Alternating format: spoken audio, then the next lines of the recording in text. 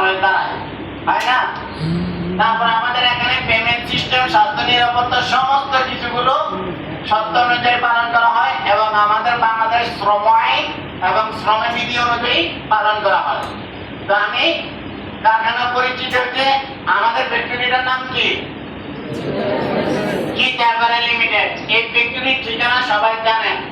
এটাকে বলা হয়, অনেকে বলে যে সমাজের চলন্ত মোড়, মিটপিটা রোড, মিরপুর ৭, ঠিক কিনা? তার আগে ফ্যাক্টরিটার নাম, ঠিকানাটা আপনারা জানেন। এরপর আসেন আমাদের কারখানা ভবন কয়টা, বিল্ডিং কয়টা? আমাদের চিতাপাড়ার গার্মেন্টস এর বিল্ডিং কয়টা? একটা না দুইটা? একটা। এই গার্মেন্টস এর বিল্ডিং এর কয়টা দরজা আছে? দুইটা দরজা আছে। এই দুইটা দরজা সবাই ব্যবহার করতে পারবে না কোন কিছু সংখ্যক লোক ব্যবহার করতে পারবে? সবাই ব্যবহার করতে পারবে। কেউ কোন সময়? জরুরি অবস্থা মোকাবেলা যখন তৈরি হবে, জরুরি অবস্থা যখন তৈরি হবে। এখন জরুরি অবস্থা কয়টি? জরুরি অবস্থা হচ্ছে দুইটি, একটা হচ্ছে আগুন আর একটা হচ্ছে ভূমিকম্প।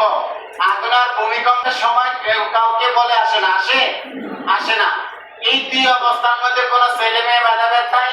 কে কোন তার কাছে যেটা কাছে থাকবে এবং নিরাপদ থাকবে সেই সিঁড়ি ব্যবহার করে নিচে নেমে যাবে।